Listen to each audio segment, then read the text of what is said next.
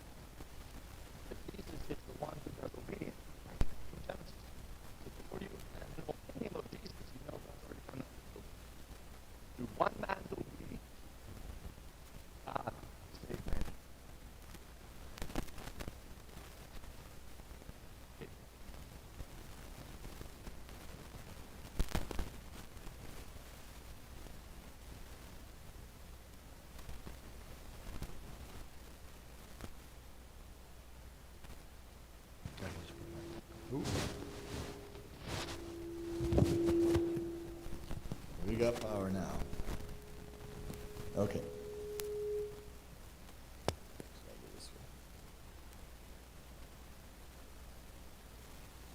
I believe it's very important to read your Bible, that Genesis, the first book of Genesis, is about the fall of man. And the solution to the fall of man is you shall love the Lord your God with all your heart, soul, strength, and mind, and you shall love your neighbor as yourself. No one does that. But Jesus did. But the closest thing to someone doing it in Genesis is Joseph. It points out that Israel, if you end up dead, it's on you. Because Joseph didn't reach out for things that he was not told. He was told not to take.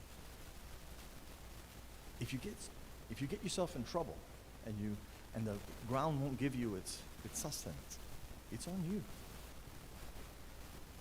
You can't say, well, because we were born in sin, we're incapable of making the right choice. You can make the right choice. Sin does not inevitably have to completely reign over you and rule your life. You don't have to become a liar and a murderer. You don't have to be a person who lives a life of hatred and deception. Joseph's the farthest thing from an entitled person. And when he has the chance to have vengeance on his brothers, he says this, you intended it for evil. That I know. But God intended it for good. And see, Adam took the fruit so that he could be like God, knowing good and evil. Joseph is like God, knowing good and evil. Because he was born in sin, has this knowledge of how to do good, but also how to harm. But he says this, am I in the place of God that I should do such a thing? Though I have the knowledge of how to do wrong, in the sense of I can do you harm. I have that knowledge. I could do you harm. Am I in the place of God that I would do it? Meaning, it's this great truth. If you love your God with all your heart, soul, strength, and mind, you'll care what he wants. And if he wants you to forgive, you forgive. If he sends you to die on the cross, you die on the cross. If he sends you to punish the world for their sins, then you go and you punish the world until he says stop. But whatever you do, you only do what the Lord, your God, says. So we got those two right off the bat. It really makes it clear to Israel. If they would have explained exactly what was wrong with the sacrifice, then it's just a technical problem. It's just like, no, you needed to bring better fruit. It is clear from the story, the problem is, it's his character. It's his lack of faith. Continuing, we looked at another one. And the book of Genesis has 11 books.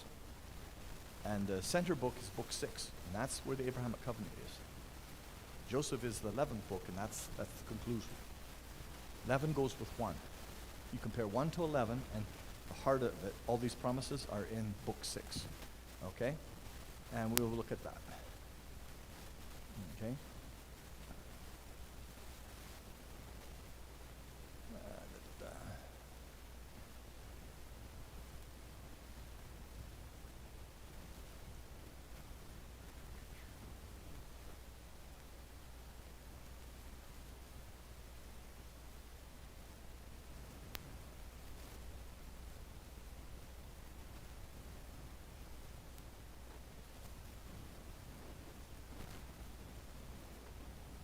So we understand from the first sacrifice that the sacrifice spoke of the past, you did sin, the present, you are dead in sin, and the future, you will turn to dust.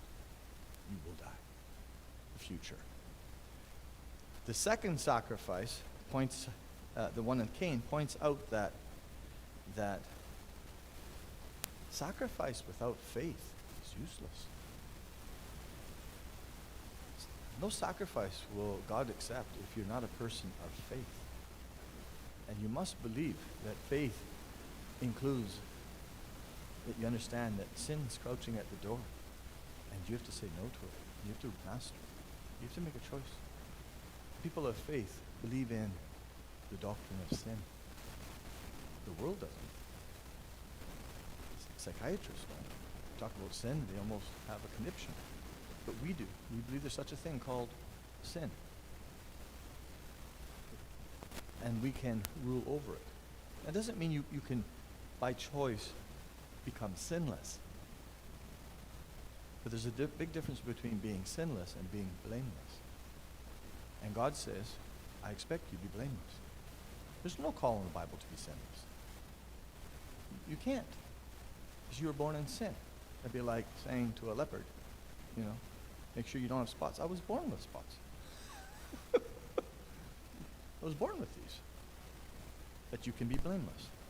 And blameless means that you trust God to give you the strength to say no to things that he hates. And even unbelieving men can choose not to do things that they know are wrong. Okay? So in chapter 15, you have we did Noah, I'm not even going to talk about other than in Noah, what we see is the animals he offered there remind you of the animals that are used later. And it just celebrates that God kept his promise that Noah and his family lived. And all the animals lived. And he gave a portion of it to the Lord to thank the Lord with a whole burnt offering for the salvation that he had rendered. He had kept his covenant. That's the first covenant of the Bible. Now we are in book 6 in chapter 15, and we see the covenant God makes with Abraham. He's already promised him in chapter 12. And what he does is he takes the animals and he cuts them lengthwise, puts them on two sides. The Lord makes a covenant with Abram, the man of faith. Abraham's already believed the Lord earlier than this covenant, and God has declared him righteous. By God declaring him righteous, he will be the source of blessing and cursing to others as a righteous person. If you dismiss or diminish or mock Abraham, you will be treated as someone who rejects a righteous man.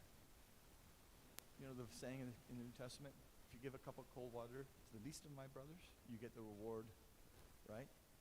But if you do it for a prophet, it comes with it. If you see it as a prophet, depending on who they are, is the reward. In this case, God has elevated Abraham to the status of being righteous because he believed the Lord in chapter 15:6.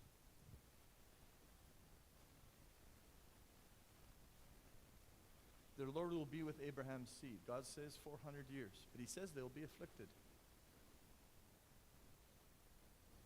The Lord will come like a fire, and a flaming torch and a smoking pot. The bird of prey will be defeated. That is Pharaoh and his army in the chapter 15. The animals split aside with the flaming torch and the smoking pot going through is the Red Sea. God said it would happen 400 years in the future, and it did. We'll back it up. In the story, Abraham is seen as the one who beat away the bird of prey. It was not the righteousness of Israel, it was the righteousness of Abraham 400 years earlier when God said, I will give you a son. And he believed him.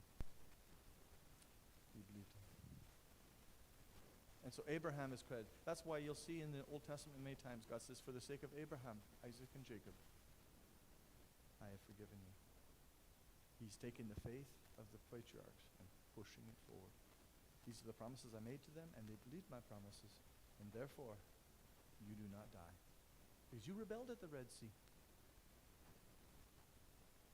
You said to Moses, were there not enough graves in Egypt that you brought us here? They had no faith that they would live. God remembered Abraham had faith, and so God dismisses their unbelief. Are you with me, guys? He reaches right over their unbelief, and he thinks of Abram. It's like God sometimes, maybe when you were a young kid, he went right over your unbelief and thought of the grandma who's praying for you. And you were spared harm because of the faith of grandma. Or maybe even great-great-great-grandma. Because here God goes back 400 years and says, I had a friend, and you are his people. And because of that relationship I had with my friend, and when he believed me, the grace is going to be here. They still have to be saved by faith because he gives them the grace to have the opportunity to go through the Red Sea. Are you following me, guys?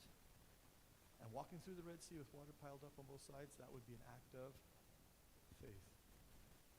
And in the Old Covenant, you are saved by what you do. You want to be saved from the Egyptian army?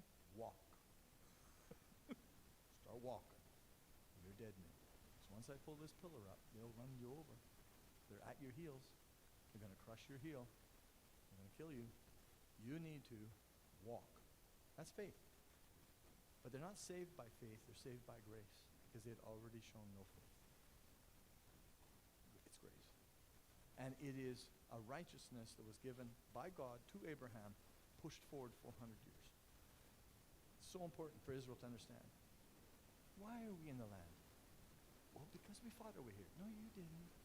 Why are we in this land? Because we were better than most people. No, you weren't. Why are we in this land? Because Father Abraham was my friend. I called him, and he went. He was a work in progress. But in the end, he was blameless. He got to a place where I could find no fault with Abraham. He wasn't sinless, but he was blameless. And I remember that. And that's why you're still in the land. It's not because of you. It's because of the righteousness that was given. Okay? So in chapter 15,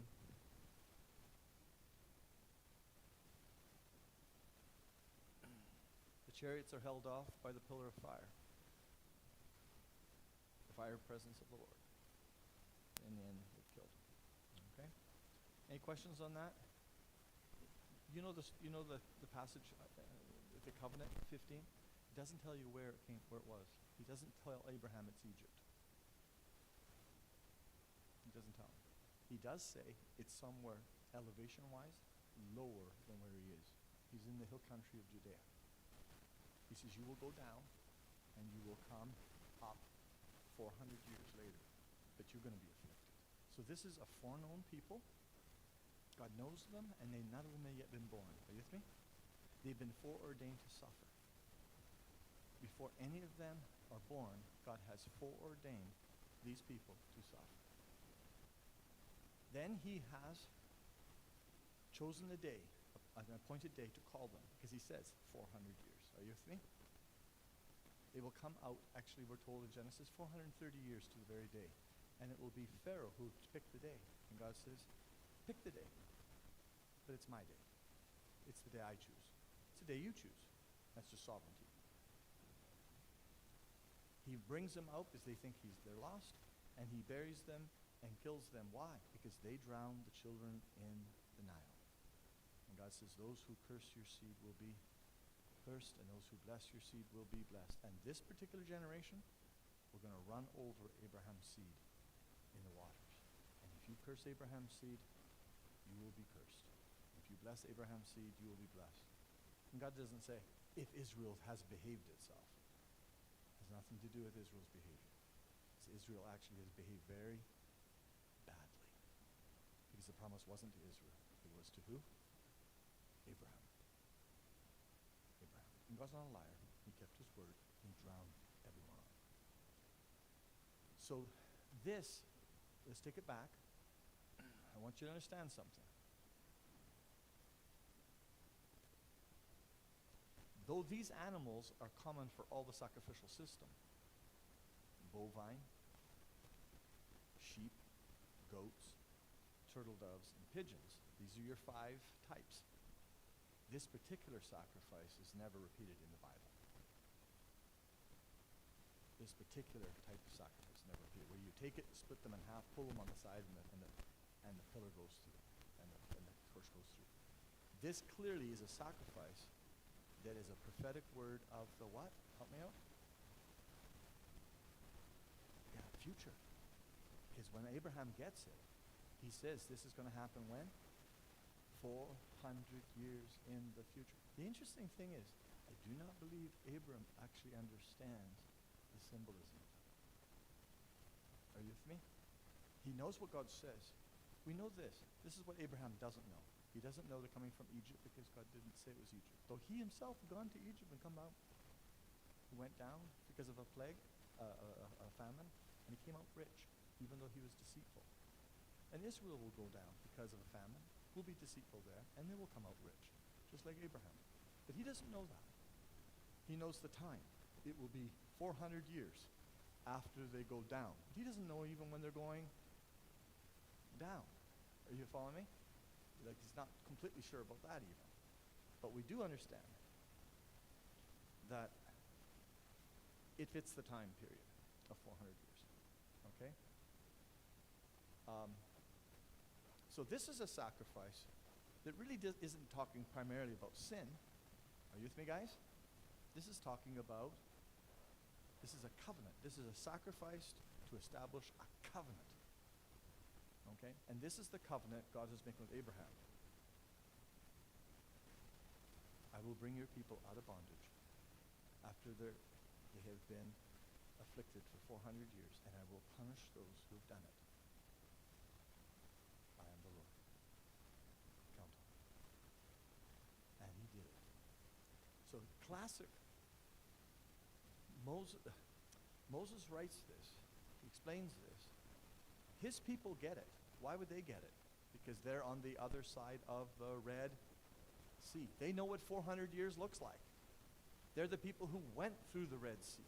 They understand more of this sacrifice, its symbolism, than even Father Abraham. Just like you understand more about Passover if you've heard of Jesus Christ dying when the Passover lambs are being killed and he's hanging on a tree. You have a greater understanding of the meaning of Passover than a person who's never heard of Jesus. Even though you weren't instructed in it. You've never even done it. But they've been raised on it. But you know more about it because often with sacrifices in the Bible, it becomes clear what it is as God does more things down the pipe. Now, this event speaks of God splitting the waters, the nations, Israel escaping through them, and the nations following, and the nations getting destroyed. We read in Zechariah 14, or I shared Zechariah 14, that when the Lord comes back on the Mount of Olives, and his feet touch the Mount of Olives, it says the Mount of Olives will split in two. And Israel will race and escape through that mountain, which becomes a valley. And the nations will pour in, and God will burn them out. That's the book of Zechariah. He'll actually rot their eyes while they're standing and rot their tongues in their mouths while they're standing. It will be a violent fire and plague on them. Second coming. The people in Moses' day who experienced the Red Sea have no clue that Zechariah is going to write that 1,000 years later, because he wrote that around 500 BC. And even the people who read the book of Zechariah had no clue it's Jesus of Nazareth. Are you following me? But we know that Jesus left from the Mount of Olives, and the angels tell us that he's going to come back to the Mount of Olives. And we have much information to identify Jesus with the Mount of Olives, which identifies the Mount of Olives with the place where Yahweh will come, his feet will touch the mountain, split it in two. Israel move in, the nations move in, the nations are judged. Why? Because if you curse Abraham's seed, you will be, and if you bless Abraham's seed, you will be blessed. Who is taken out? The seed of the serpent, the guy who wears the cobra, the asp. Pharaoh. He's the seed of the serpent. Who's the seed of the serpent? The Antichrist, who you can just see easily if he was standing on the temple, if you're on the Mount of Olives. And 2 Thessalonians says that when the Messiah comes back with the breath of his own mouth, he will remove him from the temple of God. Moses takes out Pharaoh. Are you following me? You know, uno. Jesus takes out the false Messiah. Uno. Based on what covenant? Genesis 15. The one tells you 400 years. Zechariah says that's not the only event. There's something coming. The New Testament says it's Jesus. He's coming back. He's going to take out the false Messiah. Turn with me to chapter 22.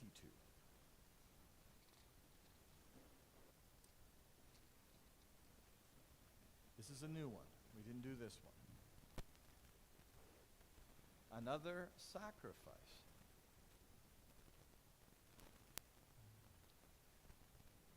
Oh, I think I froze my computer with a static. Yeah, I did. Okay, whatever. We'll see. Oh, don't you? Yeah. I will turn it off and turn it back on, I guess. Let's read chapter 22. You guys read it while I try and get my computer going. Chapter 22. I want you to read verse 1 to 19, please. Someone. Read it out loud. A guy who's got a powerful voice.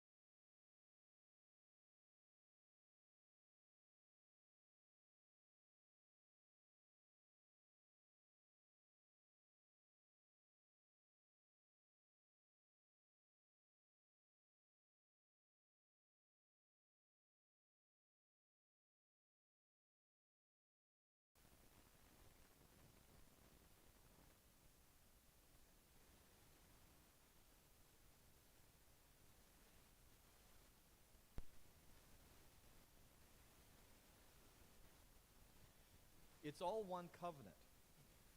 So you don't want to see circumcision as completely a separate issue to the rest of the covenant. It all goes together. It's like it's 4 pieces of a big cake, and you don't want one of the pieces missing. You want all the pieces there, so you've got the complete Abrahamic covenant. So it's in chapter 17. This, as you know, is a kind of a tempest in a teapot, because circumcision is one of the main arguments for covenant theology, Reformed covenant theology. Because Reformed covenant theology, what it does is it believes that circumcision is the equivalent of baptism in the new covenant. And so your circumcision is linked to baptism. That's why men like Martin Luther and John Wesley, John Calvin, the Reformers, believed in infant baptism. Okay? And because infant baptism reminds you of when you're circumcised when you're 8 days old. And one of the problems is, of course, they only circumcised the boys, not the girls. In Egypt, they did both. But in Israel, only the boys were circumcised. And so what happens is they'll say, well, a child at 8 days old doesn't have faith. Therefore, you don't need to have faith to be baptized any more than you need faith to be circumcised. But the parents would need to have faith. And if the parents brought faith, then it would be acceptable to God. But if the child did not have faith, that's irrelevant. You don't expect the child to have faith. That would be John Wesley and John Calvin's view. Martin Luther would be a little different. He would say when the water touches the child, the water is contained with, it's holy water, and holy water brings grace and faith with it. So the water actually touching the child installs faith to the child. With the other reformers, they'll say that the grace of God comes upon the child at that time, and therefore there is a sense of regeneration happens then. Because it's a uni work. It's not a work of man, it's a work of God. And it will become apparent that God had regenerated the child at the baptism, because when they're 12 years old, they will have then confirmation. And at confirmation, they'll be asked some basic questions. Do you believe that Jesus is the Christ? And you have to say yes to about 5 questions. Some of them are more in depth than that. So it's like faith comes years later. Are you following me, guys? And that's a confirmation that God regenerated you. Faith's not a condition to regeneration. It is a symptom of regeneration. Are you following me? God regenerates you when you're a baby based on the doctrine of circumcision. And because God regenerated you, eventually when you become of age, when you're 12, 13, somewhere in there, then you will be asked the questions. And then it will prove that God regenerated you. Of course, there's a real problem with an awful lot of people get baptized as babies and never really do come to faith. Having said that, their argument would be, there's a lot of people who get baptized as adults and don't look like they've come to faith 3, 4, 5 years later either. And it's like, so anyways, back and forth. But the reason why I'm not saying that to be critical of the reformers, but what I am saying though is this is a key ingredient to their theology of infant baptism. It comes from the Abrahamic covenant. This is why we must know the covenants. Because if you don't know your covenants well, then you don't have the means to say, I don't think you're reading the covenant correctly. I don't think you're reading circumcision correctly. It'd be like me saying, I don't think you understand the Red Sea, what's going on there. You know, God's not saving Israel because they're better than the Egyptians. The story makes Israel look terrible. I mean, they rebelled against God at the Red Sea. And the Psalms say that. You rebelled against me at the Red Sea. That's not the qualification normally, how to get saved. You know, God calls you a rebel and you get saved. So obviously it was grace. It's true they walked through it. But it was grace that gave them an opportunity to have their sins pushed aside because of the righteousness of Abraham, and they received grace. But they still had to demonstrate faith by walking through. So let's look at this circumcision And I want to read it from the point of view of, I hope you see what I see. I hope that you'll confirm. It's nice when people confirm that, there may be something here. But nevertheless, we have no choice. We have to have a theology of circumcision. We have no choice because it's part of the Abrahamic covenant. What the Reformers did, they used it to prove infant baptism. Now I know your church doesn't hold to infant baptism, correct? Right? And therefore it would be useful for you to know the ritual of circumcision for the theology it's trying to teach, so that you can say, I'm not sure if the Reformers are reading this correctly. They're not bad people, but we have to hold each other accountable how we read, right? Right? They all did, yeah. Well, it depends what you mean by reformer. You see, if you call someone a reformed church, a truly reformed church, yeah, they're all Pedo-Baptist. Christian Reformed, the Dutch Reformed, they're all, yeah. Some guys will call themselves reformers, but the reformers say you're not, because you believe in adult conversion. And if you believe in adult conversion, that's not Reformed theology. So it depends on who's using the term. But the original reformers agreed with the Catholic Church. Let's continue baptizing babies. Okay? They would baptize an adult if the person hadn't been baptized as a child. But once you came to faith and you had children, you would have them baptized on the 8th day according to circumcision. And the argument they would say is that you have been buried with Christ in circumcision, in the taking off of your sinful nature, and have been raised with him. Colossians chapter 2. Circumcision is linked to baptism in Colossians 2, and that is true. So there is a link between baptism and circumcision. There's no question about that.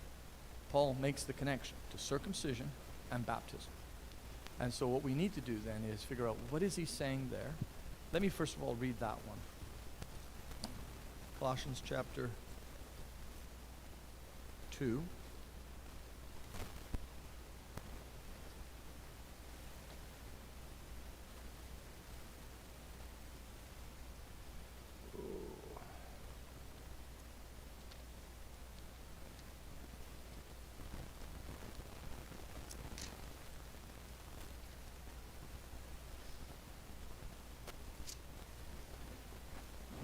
Chapter 2. Here we go. Let's do verse 6. Therefore, as you receive Christ Jesus the Lord, Colossians chapter 2, walk in him, rooted and built up in him, established in the faith, just as you were taught, abounding in thanksgiving. See to it that no one takes you captive by philosophy and empty deceit, according to the human tradition, according to the elementary spirits of the world, and not according to Christ. For in him the whole fullness of the deity dwells bodily. And you have been filled in him, who is the head of all rule and authority. In him also you were circumcised with a circumcision made without hands, by putting off the body of flesh, by the circumcision of Christ, having been buried with him in baptism, in which you were also raised with him through faith in the powerful working of God, who raised him from the dead.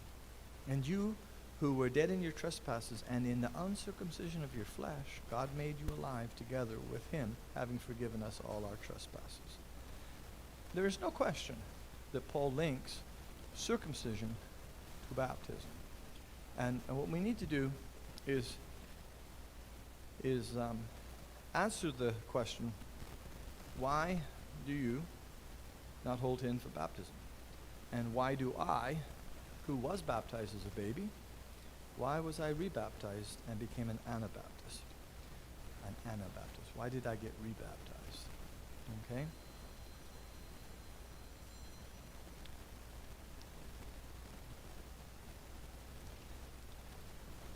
First of all, know this. If your answer to chapter 17 doesn't help you understand chapter 12, chapter 15, and chapter 22, the other segments of the Abrahamic covenant, you probably aren't onto what you need to find out. Are you know what I mean? You got 3 pieces of cake, and you should look, and this is the 4th piece. It should probably fit somehow. If it looks like you're going in a direction that has nothing to do with the other 3 pieces, then you probably are not reading what you need to read. Okay? This is the third piece. Okay? This is the third piece. Okay? So it's out of order, but I felt that 15 and 22 are more connected than this one.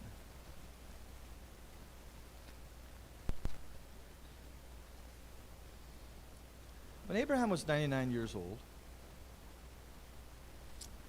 the Lord appeared to Abraham and said to him, I am God Almighty, walk before me and be blameless. Notice he did not say sinless, but he did say blameless. What that means is sin must not reign over you. You must not have sin reign over you. You must not be deliberately disobedient to the Lord. If I call you to do something, you do it. And I'll consider you blameless. Okay? And before me and be blameless, that I may make my covenant between me and you. He has to be blameless for this covenant to be put into effect. This is another example where the reformers would say this: if grace is given, there can never be expectations from it, because a gift is a gift. There cannot be expectations, otherwise it's works. But I think they're misreading it, because God gave Adam the gift of the garden. He didn't work for it, but he had to work when he was in it. And he did things. Not to keep it. All he had to do to keep it was to be blameless. And what do you have to do to be blameless? Just don't eat the what? Fruit. If you don't eat the fruit, you'll be blameless, and you can stay here. That's only one command. Just be blameless. Same thing. And God's going to give him one command, but it's going to be a vicious command. It's a tough command. Okay? It's like, wow, this is a tough command. I mean, the next one's tougher, when he had to kill his son, right? But this one's tough too. And he says, that I may make my covenant between me and you, and may multiply you greatly. You need to be blameless, so I can establish my covenant. Then Abraham fell on his face, and God said to him, behold, my covenant is with you, and you shall be the father of a multitude of nations. No longer shall your name be called Avram, which means exalted father, high father. But your name it shall be not. But your name shall be Avraham, and Avraham is Avram, Ham, Avram with ha added to it, and the ha speaks of Hamon, and Hamon means much or multitude or din or many. So he's the exalted father of the many. I'm going to make you a great nation, but I'm also going to make you an exalted father of many nations. In chapter 12, he promised a great nation. Are you with me, guys? Now, you can have many nations, and one of them can be great. Are you following me? People make this mistake. They think that, well, there was one nation, he'd make it great, but now there's many. Yeah, but one's going to be great. One's the head, and it will lend and never borrow. Salvation will come from Zion, not New York. The Messiah comes from the seed of Abraham, not Abraham Lincoln. Like get it right. So there are many nations.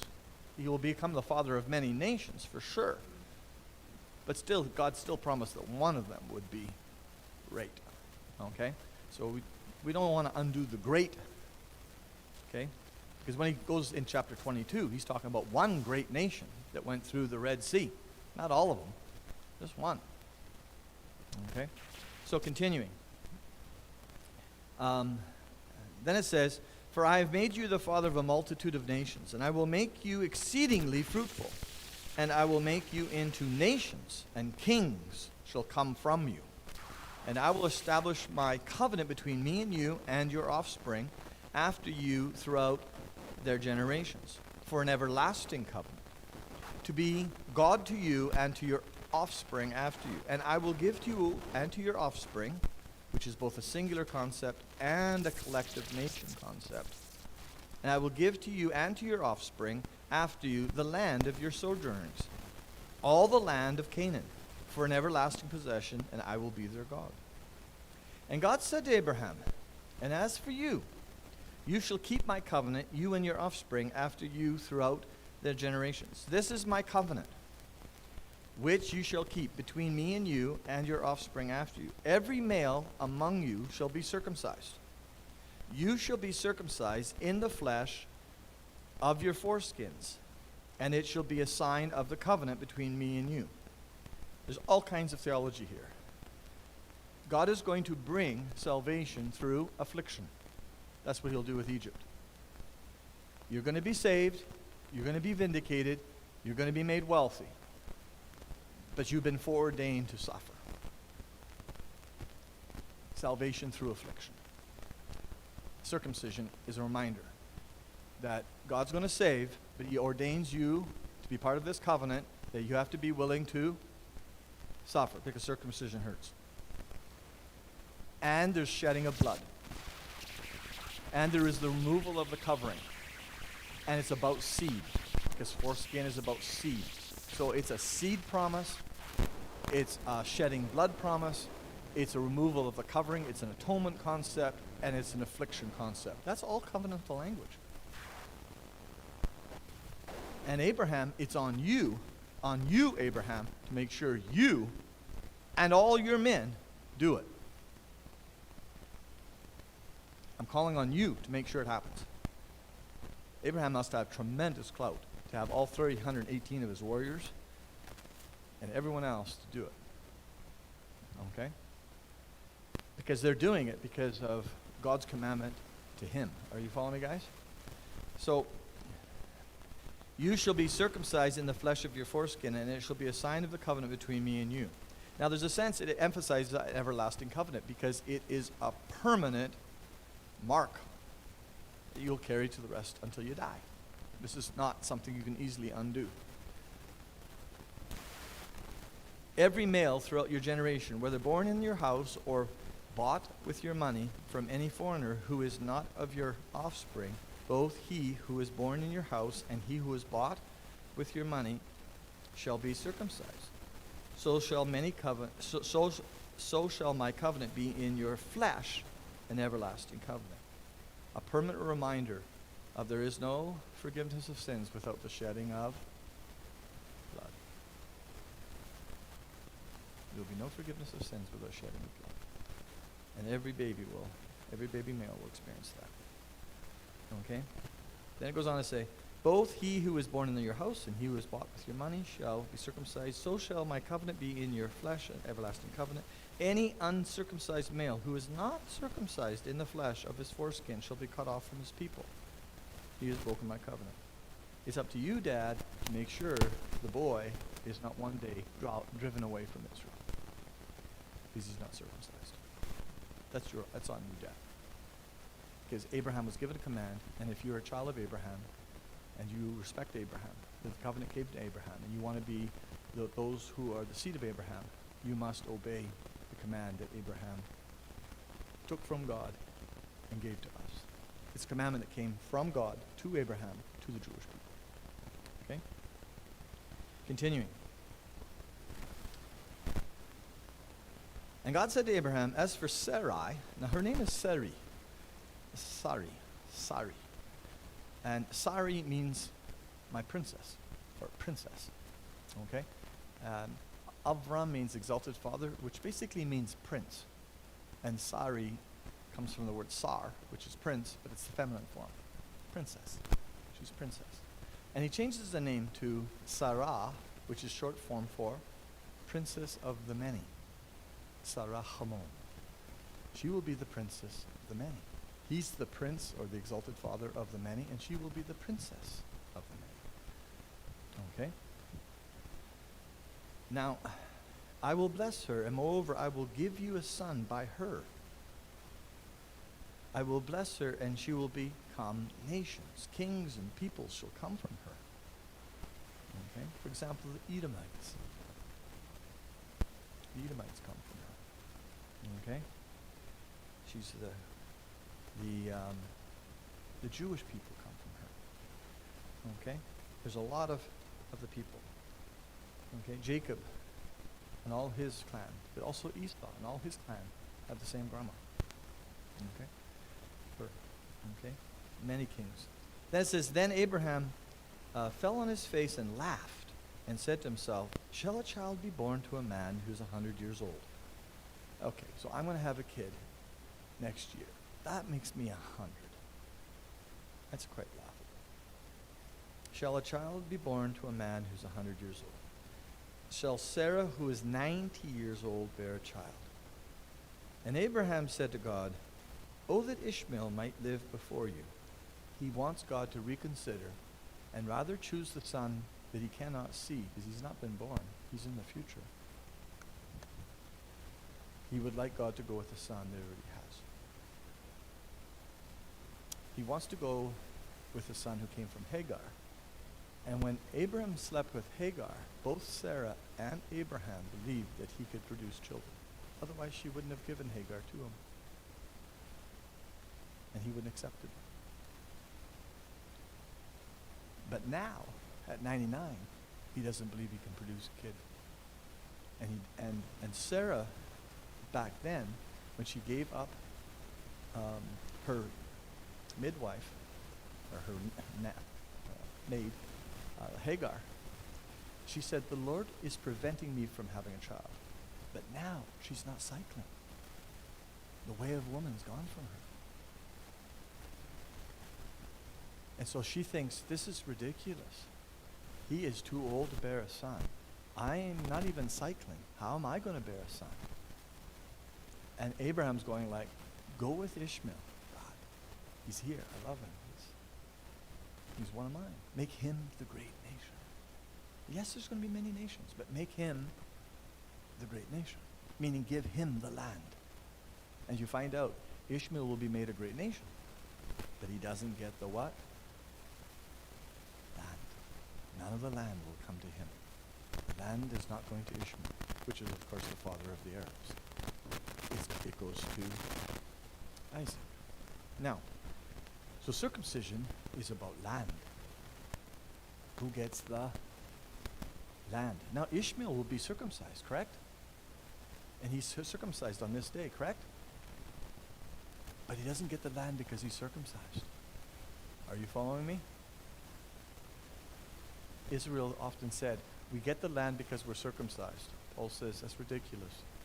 Even Ishmael was circumcised. And he was not given the what? The land. Circumcision is not the passage to get the land. If it was based on circumcision, it wouldn't be based on promise.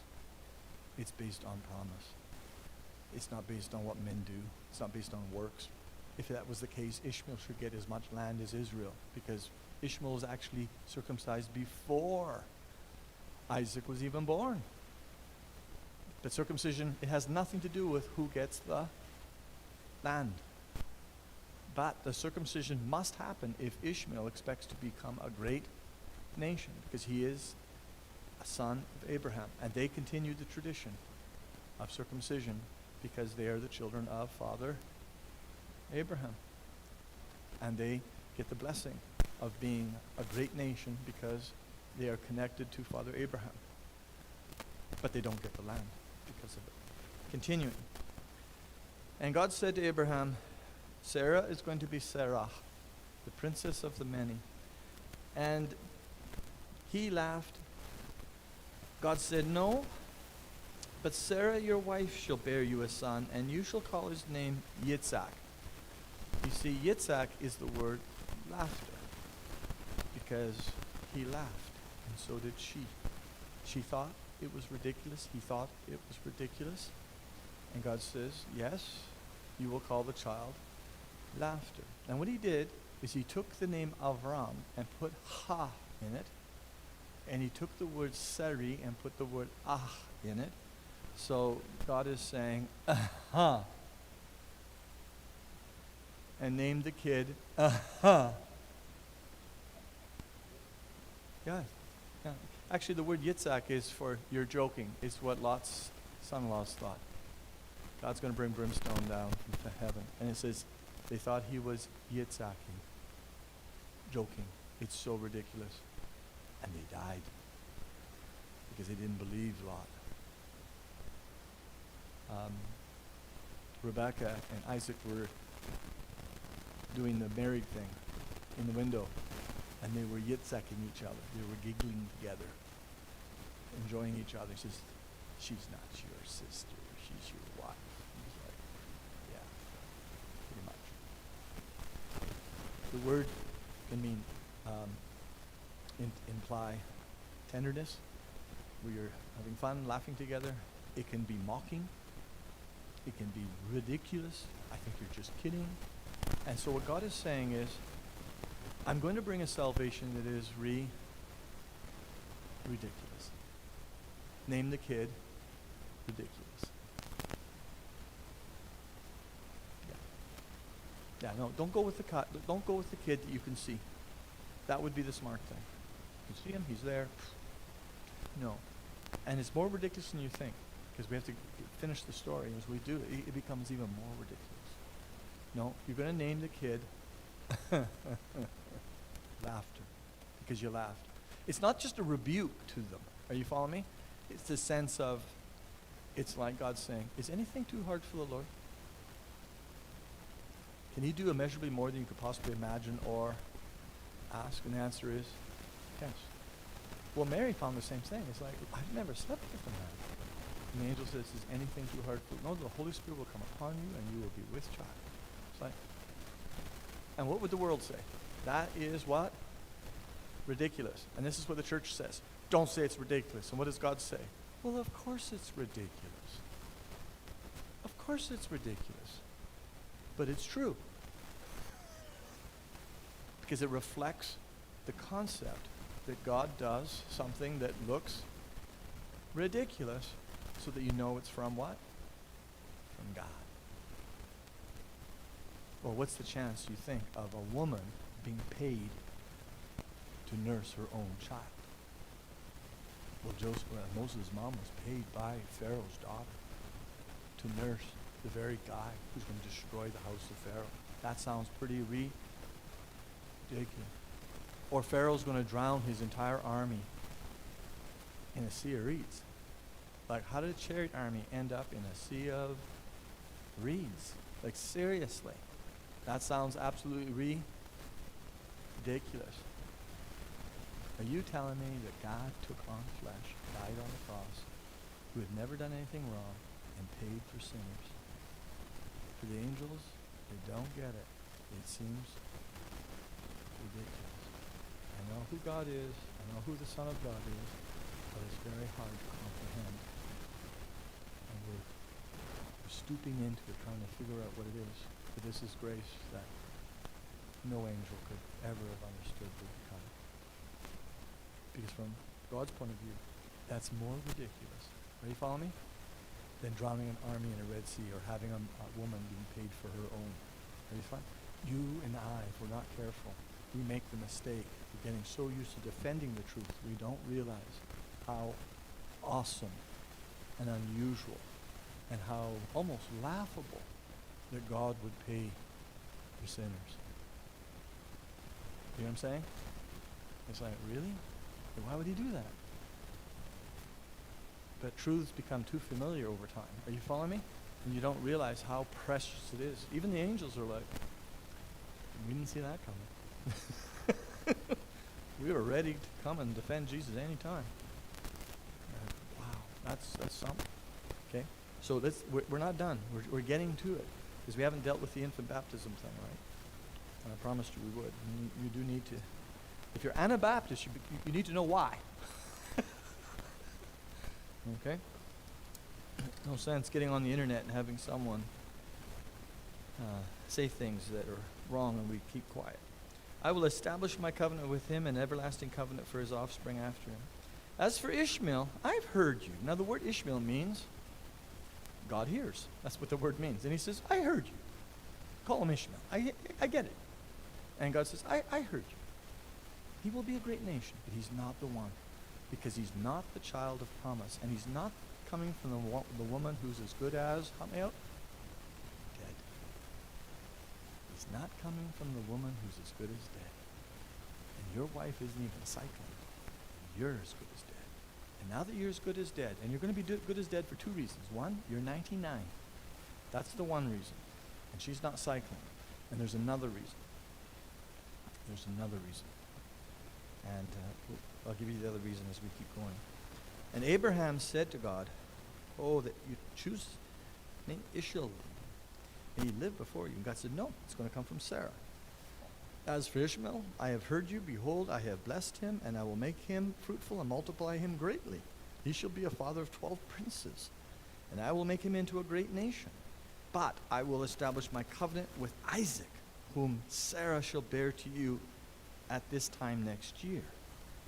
When he had finished talking with him, God went up from Abraham. Then Abraham took Ishmael his son and all those born in his house and bought with his money every male among the men of Abraham's house, and he circumcised the flesh of their foreskins that very day, as God had said to him.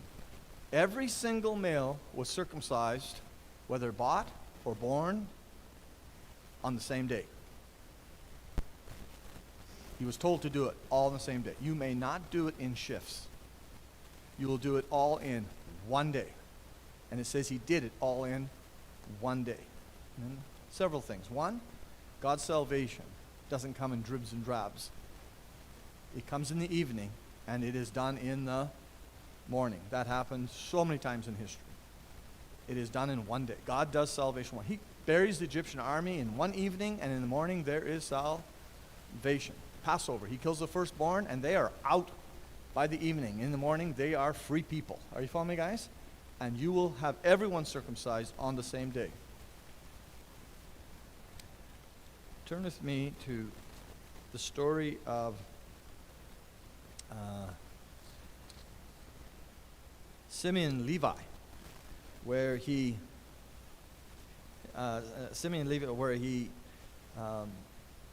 defends the honor of Dinah. Remember, Dinah, their sister, was raped, forced upon, right? It's chapter 34. Okay, chapter 34. Now Dinah had the daughter of Leah, whom she had borne to Jacob. Chapter 34 of Genesis. Went out to see the women of the land. And when Shechem, the son of Hamor, the Hiphite, the prince of the land, saw her, he seized her and laid with her and humiliated her. And his soul was drawn to Dinah, the daughter of Jacob. He loved the young woman and spoke tenderly to her. So Shechem spoke to his father Hamor, saying, "Get me this girl for my wife." Now Jacob heard that he had defiled his daughter Dinah, but his sons were with his livestock in the field. So Jacob held his peace until they came. And Hamor, the father of Shechem, went out to Jacob to speak with him. The sons of Jacob had come in from the field as soon as they heard of it. And the men were indignant and very angry, because they had done an outrageous thing in Israel by lying with Jacob's daughter, for such a thing must not be done. But Hamor spoke with them, saying, "The soul of my son Shechem longs for your daughter. Please give her to him to be his wife. Make marriages with us. Give your daughters to us, and take our daughters for yourselves. You shall dwell with us, and the land shall be open to you. Dwell and trade in it, and get property in it." Shechem also said to her father,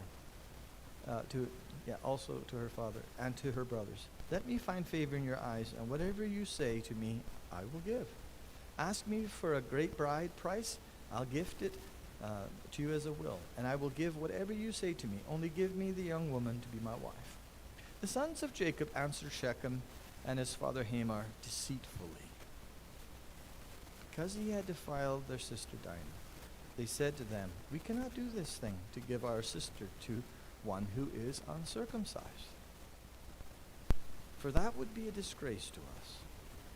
Only on this condition will we agree with you, that you will become as we are by every male among you being circumcised. Then we will give our daughters to you, and we will take your daughters to ourselves.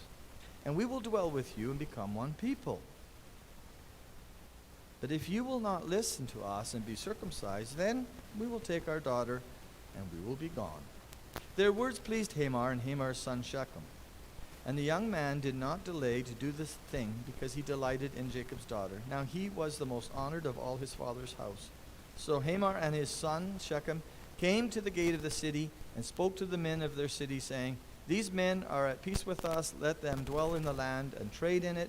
For behold, the land is large enough for them. Let us take their daughters as wives, and let us give them our daughters. Only to this condition will the men agree to dwell with us, to become one people, when every male among us is circumcised as they are circumcised." Okay? Will not their livestock, their property, and all their beasts be ours? Only let us agree with them, and they will dwell with us. And all who went out of the gate of this city listened to Hamor and his son Shechem. And every male was circumcised, all who went out to the gate of the city. On the third day, you see that? On the third day, when they were sore, two of the sons of Jacob, Simeon and Levi, Dinah's brothers, took their swords and came against the city while they were felt secure and killed all the males.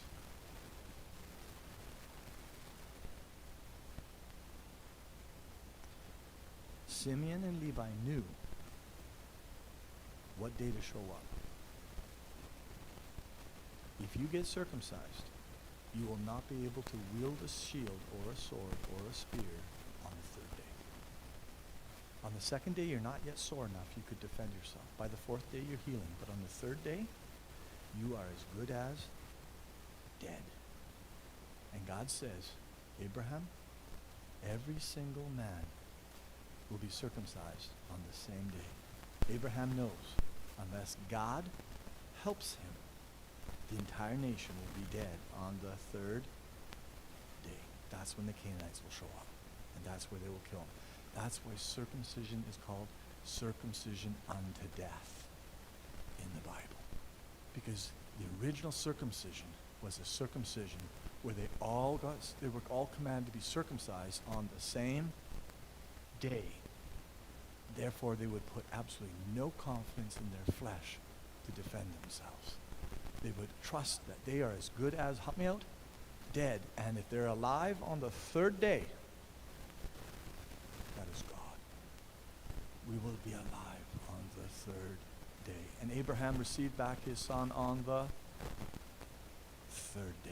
And Israel walked into the wilderness, and they were told to go for a 3 days journey.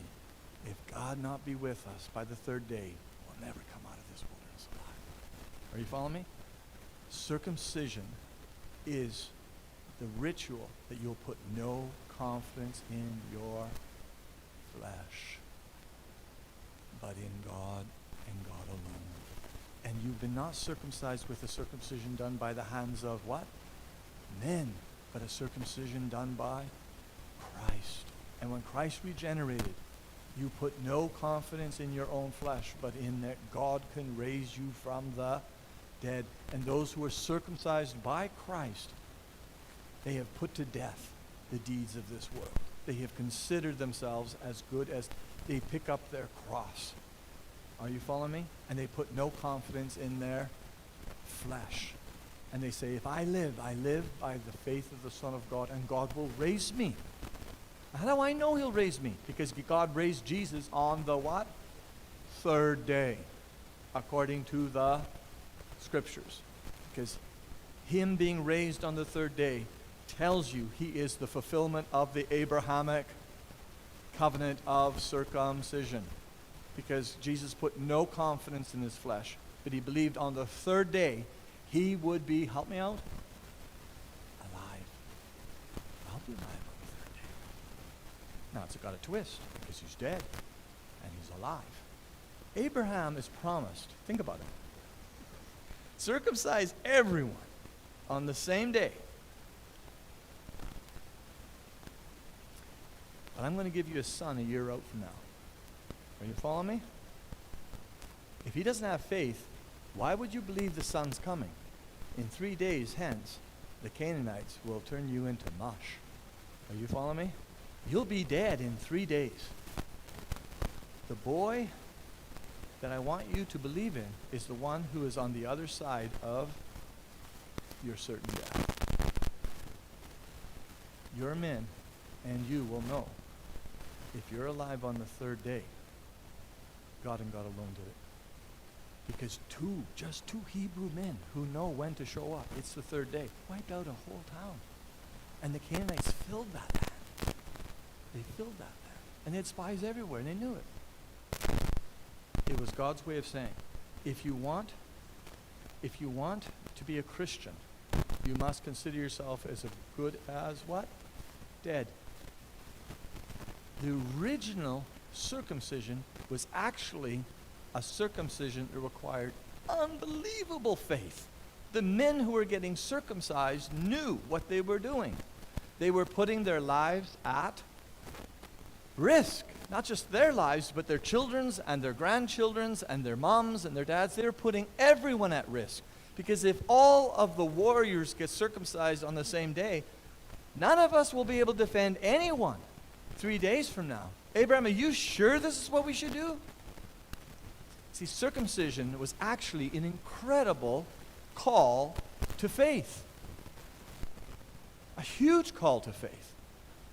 And Israel then is supposed to circumcise their children to reflect the fact that this nation exists by the grace of God. And this nation should not put its confidence in its flesh. We're the true circumcision, Paul says. Why? Because we are the ones who are being persecuted. We are the ones who pick up the cross and we identify with death. We're willing to die because we believe God, according to raising Jesus on the third day, will raise us up too. So circumcision, the reformers say, the child has no concept of faith, so circumcision has nothing to do with faith. Are you following me? Neither does baptism. It's just pure grace. No faith needed. Martin Luther changes it, says add the water, the faith is just attached. But the Hebrew would understand circumcision was actually all about faith, because the original circumcision day would never have happened unless great faith was. Because you just put the entire nation at risk. This nation is as good as dead, Abram. On the third day, if we're alive, we know that God said live. And this is picked up throughout the Old Testament. Who are the circumcised in heart? Those who do not put confidence in the flesh, who know they live by the grace of God. David was a circumcised heart. He had a circumcised heart.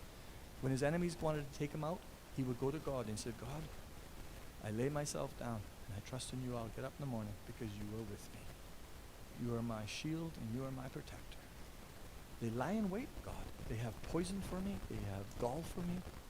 There's trouble in every direction. I do not put my confidence in me. I put my confidence in you that I will live because you said live. He was a man of circumcised heart. The Anabaptists believe that circumcision is linked to faith, and that is how the covenant actually was originally. Israel, over time, lost the element of faith to circumcision. Are you following me? And thought there was something grand about just the cutting of the flesh that was so important. And God said the only thing that was important about it was the fact that the original people who did it, they trusted God that they'd be alive on the third day. And Abraham, who was the one who convinced others to do it, he believed a son would come a year from now, though he would be as good as dead on the third day. Why believe in a son who's coming a year from now if you're going to be dead in 3 days? Are you following me? And the 3-day thing is all over the Bible. Did you know there's not one passage in the Old Testament that says the Messiah will be raised on the third day? But the New Testament says that Christ was raised on the third day according to the what? Because he is the sign of the circumcision. And Jonah was raised from the whale on the third day. Jonah being raised from the whale on the third day, it gets its meaning, not because Jonah was raised from the whale on the third day, it's because it reminds you of the Abrahamic covenant. Are you following me? The Abrahamic covenant establishes that salvation came to Israel on the third day. And the Messiah will be there on the third day demonstrating. Questions? That was a lot, I know.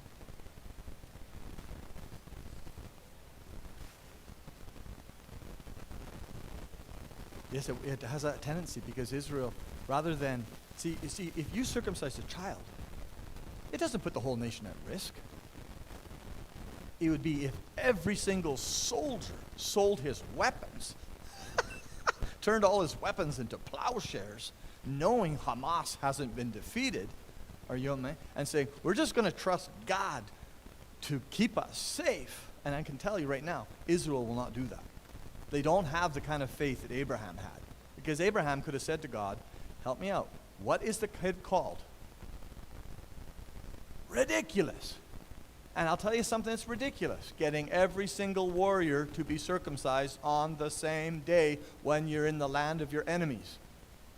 That's ridiculous. God, I mean, I can see, why don't you do it in shifts of 20% each day? We'll have at least 80% that can do something. But you have everyone on the same day. You putting the whole nation, this is the most stupid thing, humanly speaking. It forces Israel to trust in God and God alone. And that's why Jesus circumcises us. Because what he's doing through regenerating us, he is helping us. He has given us the power to put no confidence in our flesh. We are dead in our sins, but we have been circumcised by Christ. And circumcision is not just the affliction that comes with it. The cross has affliction, so does circumcision. But circumcision had the symbol on the third day. Were you guys alive? We were all alive, God. Later, Israel's told to circumcise themselves outside the walls of Jericho. All on the same day. That's just nuts. And God says, I'll put the fear of Jericho. They won't leave. Do it. And they did it. And that's not the place. If you're circumcised all on the same day and you're in the Bahamas on the beach with your friends, who cares? But we're aliens in this world. And we live among people who do not love God, who do not speak well of God, and at times even hate God. And that's why God says, if you're going to put no confidence in the flesh, believe me, you'll need me for you to live. And of course, it's been changed. I mean, though we die, God will raise us up. But the proof of it is that God raised Jesus up on the third day, and any Hebrew worth his salt is going to recognize that is the fulfillment of the Abrahamic circumcision covenant. And God made an everlasting covenant by raising Jesus up on the third day. And everyone who believes in him have decided to be buried with him in baptism, correct? Consider yourself as good as dead and raised up with him and exalted with him because of his word. I do not believe circumcision should be taught as something that is linked to infant baptism because there's no faith involved. The original circumcision is one of the greatest acts of faith of anyone or any group in the Bible. And it's the foundation of the Abrahamic covenant. For you to be called a child of Abraham, you have to be willing to be as good as dead and trust God that you will live. Or you're not a son of Abraham. All his men trusted him for that. Abraham, you're asking us to be as good as dead, and you're saying we're going to live. He says yes. And that's what we're to do. Put to death the deeds of your flesh, and then we will live. If you will humble yourself, you will be exalted. If you will put to death the deeds of your flesh, God will raise you up, and you will live forevermore. Does that make sense, guys? Circumcision is a beautiful example of why we have adult or believer's baptism, because the believer agrees to go under the water and to be dead and to be raised up. Are you following me? And that going down and coming up reminds you of the resurrection of Christ that happened on the third day. Oh yeah. To me, Anabaptist theology is far superior, explaining why circumcision is linked to baptism. Because your baptism is supposed to be an expression of your what? Your confidence that though I die, I will live. Amen? I will pick up this cross. I will die, but I will live. And that's why Paul says, we are the true circumcision. We who believe in Jesus. Because we are the ones who are willing to identify with his sufferings and his death so that we somehow may obtain the resurrection power of life. Are you following me, guys? That's circumcision language. We're done. Mm-hmm.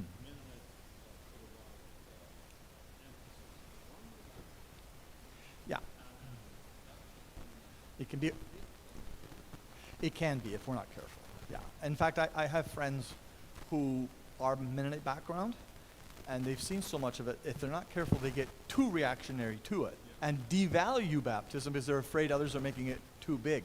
I would say this: baptism, the elders of a church should make sure always that people understand that when they get baptized, you're committing that you do not put confidence in your own flesh. You put confidence in the power of the Son of God, that God will raise you up one day. You consider yourself as good as dead. You've identified with Christ's sufferings and death. And so you need to be willing to pick up a cross. And if the world kills you, they kill you. And if they fire you, they fire you. If they dislodge you from, you know what I mean? If they malign you, they malign you. But you will live because Jesus is the fulfillment of the Abrahamic covenant, including circumcision. Like he's the ram that's caught in the thicket. He's the Isaac that is, and he is that symbol of circumcision, that on the third day, wow, you should be dead. And you are alive? Yes. Because he put no confidence in flesh, but confidence in God. Amen? That's the answer for those who teach infant baptism. It is. And it's not well known. You can read 1,000 books and you won't see it. All my professors that I have with me, and my colleagues, I have shared that with them. I said, we've never heard that before. Because that's not well known. Because the reformers do all the writing. They do most of the writing. They have most of the books. But that this is a doctrine that needs to be addressed. We need to take back the doctrine of circumcision actually is a faith doctrine if it's read properly. If it's read properly.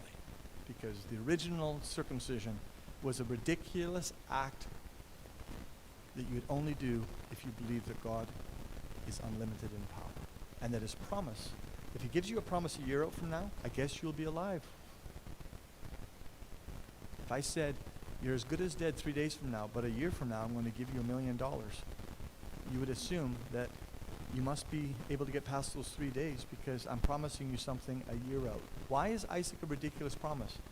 Because he's giving you a promise when in 3 days, unless God shows up, you're as good as dead.